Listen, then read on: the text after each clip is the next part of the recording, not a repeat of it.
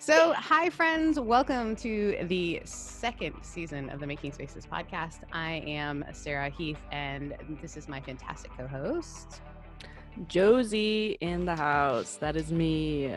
Josie in the house. Okay, Josie, can you introduce for us our next space maker?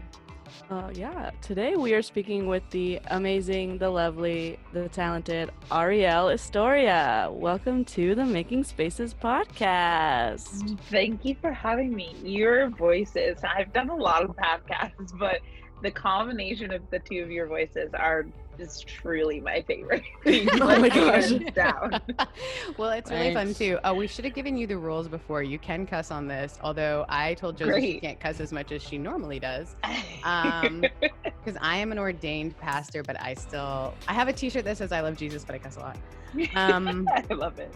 We start the podcast, and we'll get into a little bit more of your background and whatnot, but we just start with where is your favorite space? Here's the caveat. It doesn't have to be your actual favorite. It can be I like this space a lot, because a lot of people will call back and be like, I said the wrong space, but where is our favorite space and why? Oh, so many, but my current favorite space is the Huntington Library, and it's stunning. It's just, if you haven't been, it's stunning. Why did that give me goosebumps? I feel like I'm overly emotional, guys. COVID. Yeah, it's lovely for various reasons. My husband and I, we've been before, but recently his sister gifted us a membership. That was her wedding gift to us, and so we can now just go whenever we want, and he's loving it. So we've been twice in the past week and a half, and it's just, I mean, I don't know how much more to explain it. It's magical.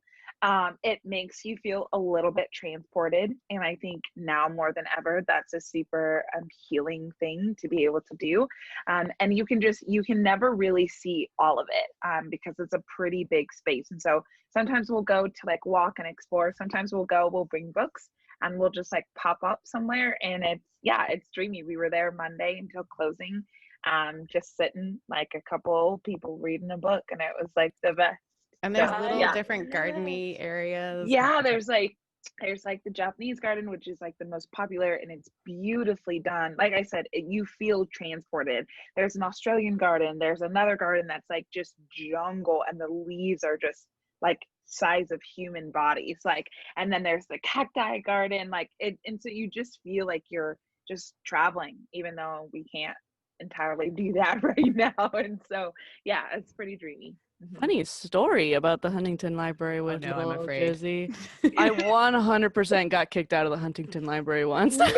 Why did I know that was going to be? Okay, Well, I went to go take engagement pictures for a couple friends of mine from college, and I did not know that you had to pay $10,000. Yeah, you technically have to have a permit to shoot there. You could Mhm. always get away with the whole it's a school project thing, Mhm. and we're just using our phones, unless you have full-on equipment that you might not be able. Yep. They saw my big camera and they were like, get out of here. And they follow, they walkie and they follow you out with different. Yeah. I was okay. Even I snuck in a few closing, shots. They're very that. They were oh, we're closing in 5, and we were oh, okay. And he stood there until we packed up, and we were oh snap, okay. And then he went on to the next person, and then stood there until they got up. They play no games there, but obviously I can imagine so many people being let's just stay here after closing. And am I remembering correctly? Did I break a rule, or can you just walk around with wine there? You can, I think, because there's a cafe. Yeah, there's a cafe. I've definitely done it. I don't know if it's legal or not. If they didn't tell you no, then absolutely. Yeah, because they're on top of it. They are on top of that. And so if they didn't stop you, it's probably good. Oh, I'm a rule follower too, so I would have been oh, I'm sorry that I exist. I would just, Josie's laughing because she knows it's true. I'd be I'm sorry. And one time in 3rd grade, I stole a chocolate bar. I am the epitome. I am a rule breaker. I know. Went to APU. I had the beer in my fridge at all times. I did not care. I did. love I it. was telling her like I was trying to relate to Josie, and I was like, I taught a class at APU, and I drank wine at Applebee's before I went there. Like she was like, "Whoa." Across I the got Were you drunk there a listening to lot. DMX as you drove across the street? Like, I'm on my way. Like, I Oh was my like, gosh. Yeah, same. I was also a rule follower and oldest child and pastor's kid. So I just feel like I have like Mm. all the things like stacked against me. So even now, like trying to be rebellious is like probably not the actual definition of that word. So yeah, There's you're like, always room to grow and to learn. of course, yes, to Masterclass with Josie and explore. Rebellion. oh my gosh, we should do like we're talking all the time about how do you make money in this gig economy. You should teach how to be a badass masterclass. Yes, I'd take do it. it. No, I I would wouldn't. It take would make it. me uncomfortable. I wouldn't do it. Oh. Well, Arielle, you have been so I was exposed to your work as a storyteller and poet. And did you MC the Yellow Conference at one point? I did. I emceed I think the year you attended and the year Yes. after. So I did 2 years of emceeing the Yellow Conference, which was a joy upon a joy. Yeah. And I remember just thinking, I just love spoken word. Like, I think because I'm a pastor's, I'm a pastor's person. Guys, I'm not a pastor's kid. There's no one in my family who's a pastor. I'm I'm a pastor. And so I just so appreciate words and wordsmithing and word crafting. And so can you kind of explain to us, because you wear a lot of hats, you are, I would say, if this is fair, would you say like a body advocate, like a body, like let's be embodied in our own Yeah. body? Yeah. You're a writer, you're a speaker. Is there anything else that you can think of? Those are great. My like categories are usually either poet, author, speaker, or poet, author, creative. So the body embodiment kind of comes from that, and then also just like content storyteller, just overall via social media. And so I feel like those are my categories. I appreciate you using the word via. I like to use that word, especially when I'm like, via this. Yeah, It I makes me love it. feel, yeah. When you are thinking about the spaces that you sort of curate with your creativity, what is it that you're hoping to either engage with your audience or open up for your audience? Because I really think of you as a space maker for other people. I've noticed, as I've read content comments that people have written, like your work speaks to them and says, oh, I feel that too, or whatever it might be. What is sort of your goal as you're creating? Are you even thinking about that person, or is it more just making space for yourself? Yeah. Well, my overall motto for creating, for writing, for storytelling, is words not for the ears, but for the soul. And so I try to make everything I do come back to that, ultimately creating the space for people to feel and feel deeply, for people to maybe hopefully walk away a little bit more seen and known than they did before they entered into the said space. And a lot of times, what I do create is for other people. Um, it's very, I wouldn't say very rarely for me, but there's very few of what I do is for me. I think my own processing and healing comes in the writing of it and in the curating of it. But for the most part, I know I'm speaking to people. I know that it's for people. And so even just social media in itself, a lot of the quotes and things that I'll post is just like this gut feeling or this discernment of just, I think someone needs to hear this, you know? I think this is for a person, and it's usually always a person.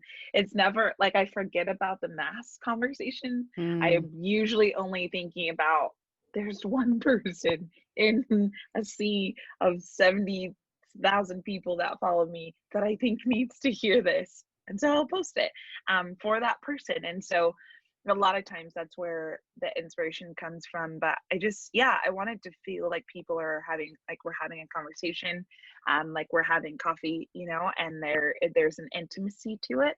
And so, yeah, I think my goal is always to speak to the heart and to the soul of people. and not just through this kind of like exterior that we live in that scrolls and is numb to a lot of things that we encounter on specifically the internet.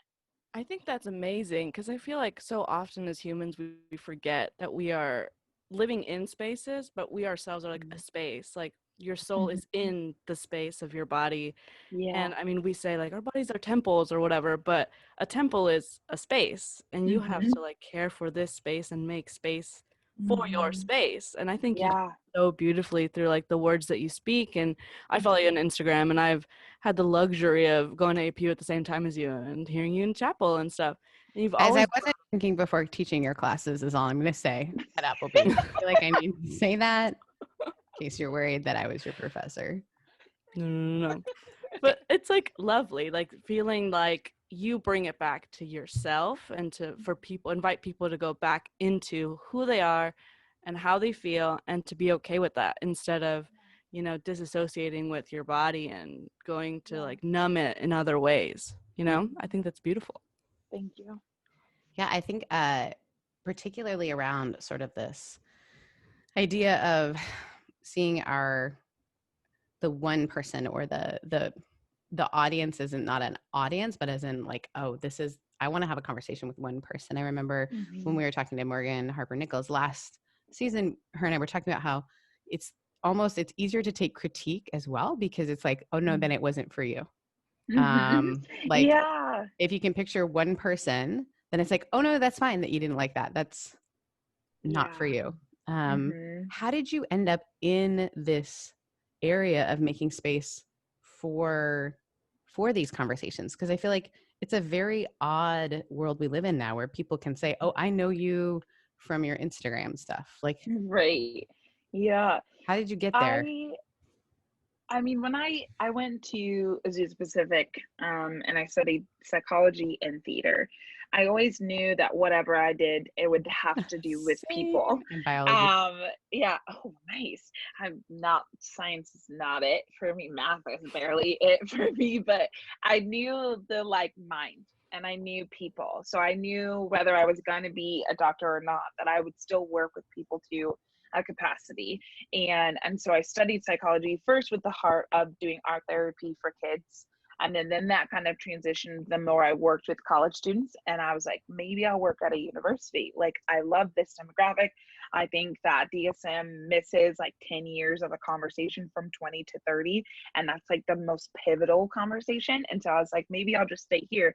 So then my psychology kind of branched into specifically focusing on college students. And then I was like, well, what if I don't do anything with psychology? Like, what if this is like, and what if, you know, being at a university isn't it either? So all that time I was still doing theater, I was still writing and doing poetry, but I wrestled for a really long time on, can this artist part of me be the professional part of me? I knew I was made to do it, like I knew I was good at it, but I didn't think it was professional. And that's like the oldest child in me too. And also slash, can you be a Christian and an artist at the same time? You know, that whole dilemma. And so I went through that for like 5 years at APU because I had a victory lap. And when I'm stealing that. when I got, yes, please do. I had a victory lap and it was awful because it was just to take stats and it was the worst thing ever. But I had a victory lap. And so when I finished, it was just the less I felt like I was supposed to do this perfect plan of work at a university. And so I was like, okay, I'll do the creative thing for like a year. And I've done it full time since I graduated at APU. The first couple of years were like a ton of other jobs just to make it, and pay rent and eat food. I was definitely doing the starving artist life for a really long time. And then it kind of switched into social media because it's hard to convey that you're a poet, you know, it's hard to convey that you do spoken word. And I didn't always like the videos I would get from like churches and events because they were not attractive looking and I'm an aesthetic person. And so I wouldn't post them. And so I was like, okay, so then I had friends who would take photos. So I would take photos with them, but then I would wrap the captions in real time, or I would wrap the captions around what I was going through, or I would throw a poem in there or something like that. And so that kind of built. I didn't expect to grow a following. I didn't expect to be an influencer, and every time I use that word, it makes me cringe. But like, I didn't expect to do these things. I'm an artist, you know. I like theater. I like being on stage. I like memorizing things. I love creating spaces for people through the arts. And that just turned into way bigger than I thought I was going to turn into. But my heart and my intention was always people. Like, I just want to talk to people. I just want to remind them that they're worthy and that they're enough. And if I do that in art, great. If I do that with a social media platform and a photo of me in, you know, workout clothes, awesome. But like, I'm going to do it. That somebody gave other. me, because Me, thank you, right. influencer. I just, yeah. I want to say the funniest thing happened to me last year with, this is going to feel like a real weird flex. And then I promise it'll make you laugh, or just pity me and laugh. Anyway, I definitely, someone called me and said, congratulations. Do you remember this, Josie? Congratulations. And I was like, about what? And she's like, you were ranked one of Orange County's 100 most influential people. You didn't see it in the LA Times. And it was also in, and I said, I did not see it. Unbeknownst to me, I had been ranked because of a lot of our work that our church has done around homelessness and LGBTQIA inclusion and all this sort of stuff. But nobody told me the only photo they had of me. So everyone else has like their headshots, right? They look great. Mine is, I do a lot of actual building. So mine, I'm on a ladder and I'm like, it looks like somebody stalkingly took a photo of me. I'm like, Oh, no.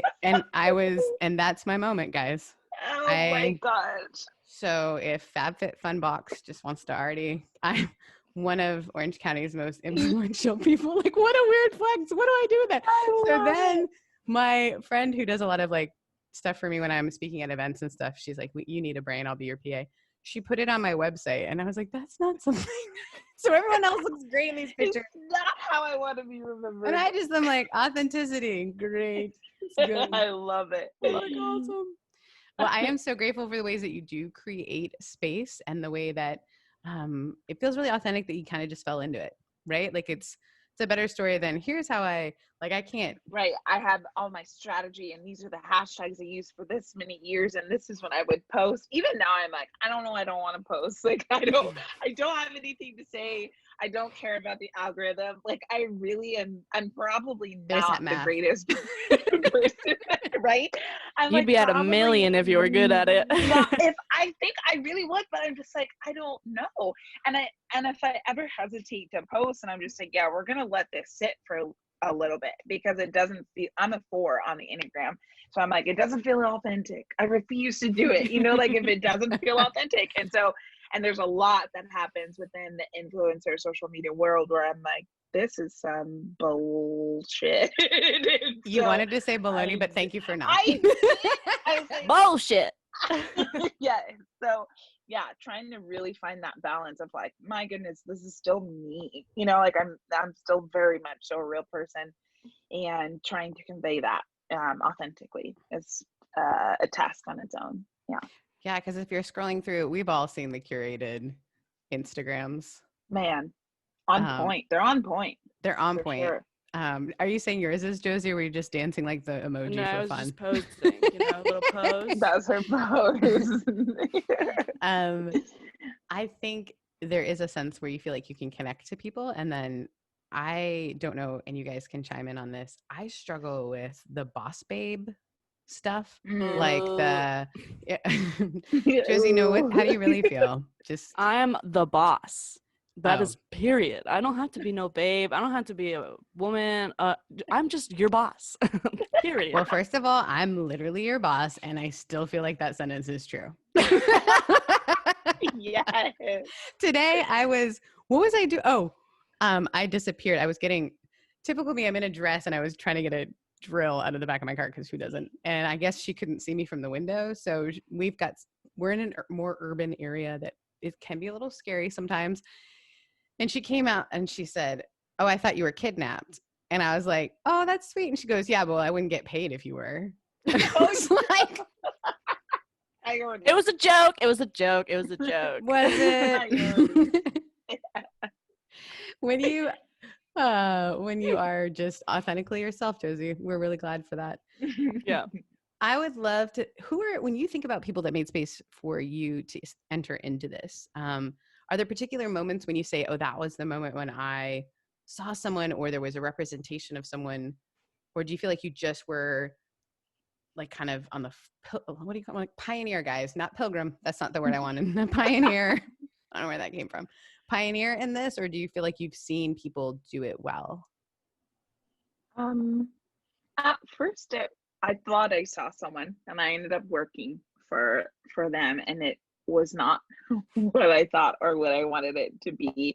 And then it was very quickly after that where I just kind of realized, oh, I have to like figure this out myself. You know, there weren't people who were poets, like full-time spoken word poets, when I was like beginning, and there were friends who I'd worked with, but they kind of like, you know, did Teach for America and started working corporately and still like writing and things like that, but differently. And I was just like, okay, cool. So, you know, like, do I get a job? Like, what do I do here? And so right when I graduated, is when I started working for another poet, and that lasted all of like 6 months. And it was really awful. I learned a lot of who I didn't want to be and how I didn't want to operate in the world. And so when they let me go, I had to figure it out. You know, it was either move home or make it work. And so I was like, I'm making it work. And so I just like got a bunch of odd jobs and tried to figure it out, and still was at churches and at conferences and at Yellow and things like that. And then it was moving out of a house that I couldn't afford and into a house with a family, and there are 4 kids, now almost 5.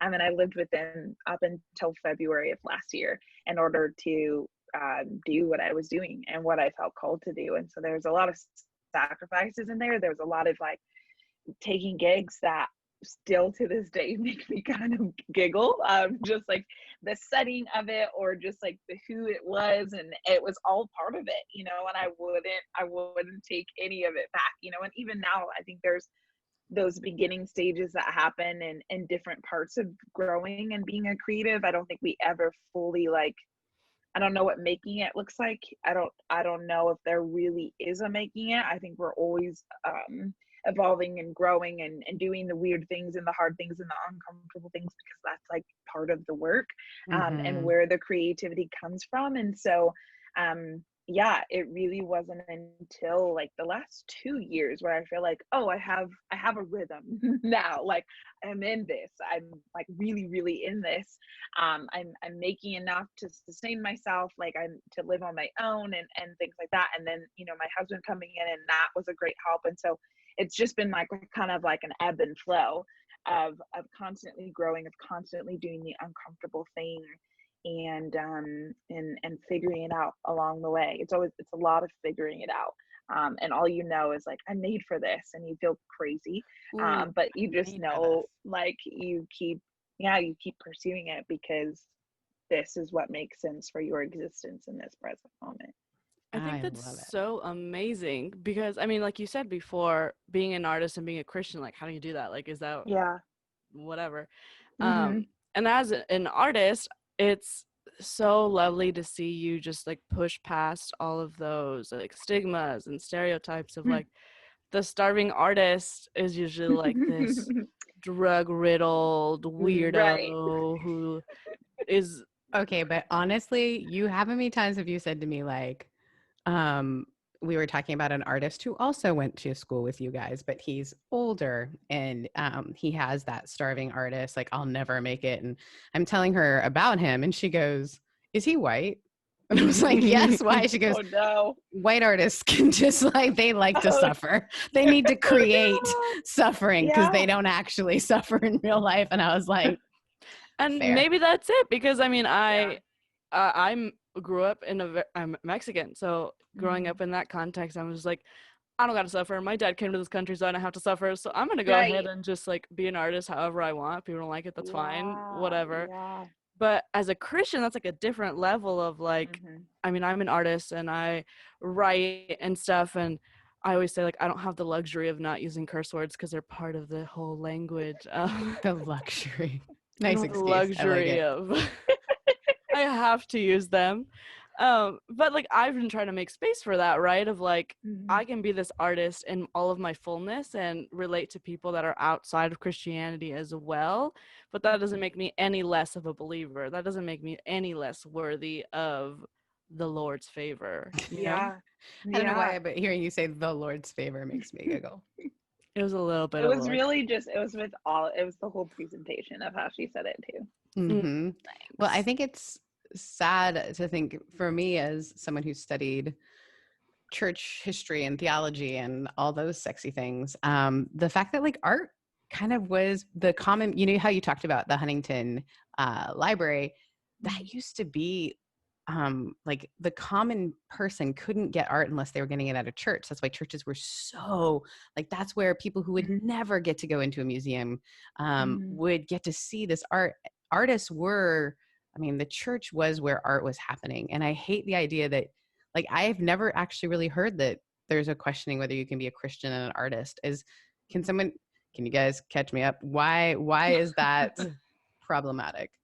Well, I mean, it wasn't up until recently. You think of like the Sistine Chapel and David and like all these people were, as Christians would call them, a bunch of heathens. You know, they're all heretics, but they were patroned by the church.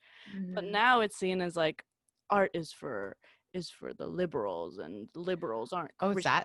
that's the issue? It's Kind that of. round, and it's also like for me, it was the Katy Perrys of the world, you know, grew up singing in the church and grew up as a pastor's kid, and now look at her, you know, she's dressed in this way, she's She looks really doing upset about this. life. She's thriving now. Married to Orlando Bloom. I know whatever. Katie was like quote unquote canceled for a while, but I've been secretly under my breath rooting her this whole time but a lot of the conversation was, you know, like Katie started in the church and now she's of the world. The whole conversation of being in the world and not of the world. And a lot of times if you're in the entertainment industry, if you're an artist, then you then somehow lose a piece of yourself, your spirituality, your faith, and you become of the world, right? And then your art starts being different and changing. And so the conversation was, you know, is it for me that I wrestled with, like, is it one, is the spotlight glorifying to God if it's highlighting me? Got it. And two, it's like that focus is not supposed to be on me, so then I can't be an artist. You know, how do I, unless I'm only talking about, you know, God and using God and everything, using scripture and everything, then that's glorifying. You know, that's how you can be a Christian and an artist. You know, it has to be scripture in every breath and every movement, and it has to, you know, point back to God and not point to yourself. And so that wrestling through those aspects of finding the balance of being an artist and a Christian at the same time. And I put quotations around both of those because they're not, you know, they're not separate, and they don't necessarily need highlights because they're so much a part of just who we are as people. So yeah, I think that's the I mean, to think through, I laugh because I don't know if you know Father Richard Rohr, but I love his work and everything belongs, and this idea that everything is sacred. And it gave language for me, who has seen the divine in all things, and Christianity is where I've landed, but like I definitely, number one, a lot of times I'm like, maybe I'm not, but it says the pastor. But I think there is something beautiful about this idea that it all belongs, right? So there is no of and in. It is just everything's of the world, because the world is not this, you know, strange thing that happened when we Gnosticism and the separation of body and spirit and all the nerdy things that have happened in the past. But to bring it full circle, when I heard Richard Rohr speak for the first, like when he invited a couple of us to, like, and by a couple I mean 25, but that seems small and intimate, to this little retreat thing. And every time I'd sing the Katy Perry Roar song. So I feel like Katie's with us in all things. But that's fascinating to think that somehow, and I get that as a speaker who speaks about the divine, people, it's like, I remember someone saying, people like you, but it was like a problem. And I didn't know, like when they said it, people like you. And I was like, yes, and waiting for it. And And she said, well, they only listen to you because they like you, not because they're interested in God. And I was like, ooh. So I was really sad and I cried a lot. And I went to see my friend, Mike McCarg, Science Mike. I was in his backyard and I said, they hate this. These people hate me. Like, she said this thing. And he said, do you think people followed Jesus around because they liked him? And I was like, yes. And he goes, well, maybe it's okay if people follow you around at first because they like you. And I was like, and I'm done. Yeah. Like, what if people encounter your work and feel the divine in a way because like they're seeing themselves in it or whatever it might be? But I hate to think that there's, Josie's said before, APU's art department is like the outsiders of the Christian school. Like, do the business people feel like they shouldn't be counting money Right. for Jesus? Yeah. Is it just artists that feel on the outside or fringes of that? Right. Well, I don't know if it's just us artists, but we're definitely not made to feel very comfy, you know? Go to AP. When all of this is over, I'm going to go to your college again. Go to Applebee's. I don't know why. Because I just found out, thanks to you, that there was like $1 margaritas at Applebee's. Oh, every Applebee's. Please tell me we get sponsored by Drink of the Applebee's. month changes. It changes every month. $1 drink of the month. What if like all our friends get these like classy sponsorships and we get like Applebee's. And like, okay, but if I get free $1 drinks, that's fine. I mean, we are shooting for the stars, if we're honest. You may not have been intentional of how you've just brought a lot of people to comfort in their own bodies, but Josie and I are heading for, this is an algorithm of its own. Hashtag Applebee's, hashtag $1 margaritas. Right. How did Honestly, Sarah I lose her live for ordination? Applebee's. You do? Okay. What is it about it? It's the margaritas. Either that or the perfect margarita is like, it just is a game changer. Perfect. And the blondie. Those are my two. Applebee's can only get it at Applebee's. It's like a brownie cake thing. Oh. And it comes in like a sizzle. Like a little sizzle. Oh, I'm sorry. A cast iron. Stop it. Cast iron. Yeah. And then it has like ice cream and then like honey nuts on it. And then it's the best. Yeah. Do you want to those are my two. Start the podcast and I'll ask you again, where's your favorite space? And the answer. And I do movies. Because I always think of this scene with the perfect margarita. Yes. I always think of the scene from what's the movie where he's a race car driver? Talladega Nights, where they go to Applebee's and they have like a fight in Applebee's. And I feel like that happens every day in Applebee's. Like, Applebee's. Well, I am so glad to chat with you and goof around. We've been super professional on this. So we're making space for just professionalism, women, boss babes. He's got her laundry back there. Everything. It's all happening, guys. It's all happening. But I would love to ask you this. If you could think of one tangible way for someone who's looking at your work or someone who's heard your words that are, oh gosh, you talking about Moana, I was like, yes, Moana. And I'm like, what is happening? But like, if they're connecting to your words or they're connecting to your art, what is one way one takeaway way that people can make space for other people or themselves? It's an open-ended question. Is there one thing you can think about if someone's listening today that they're like, this is something I can learn or do, something easy even? Just that big question. Yeah, just that big question. I think so much of what Josie was saying earlier about us first being with space is really important, because it's this that first embodies the spaces we create in the first place, right? So, and I think a lot of times the spaces we create are extensions of the home and the existence and the temples that we are. So the work we do here internally is really where this space begins to be created in the first place. So very tender and and loving and gentle reminders to yourself, implying gratitude where we don't initially feel gratitude, and then allowing that to then trickle out into the external, I think is really what's important. And for me, it's like I want to create words for the ears, for this, not for the ears, but for the soul, because I feel like I operate more as a soul than a physical body. And so then wanting to put that out in the world. And so knowing first and foremost, it starts with the space in the home in which you exist in, and then trickles out into the external spaces in which you saunter in which you visit, in which you create for other people. And usually that tying back to something you felt was a need, if that's insecurities, then turning into learning a confidence or learning an awareness of yourself.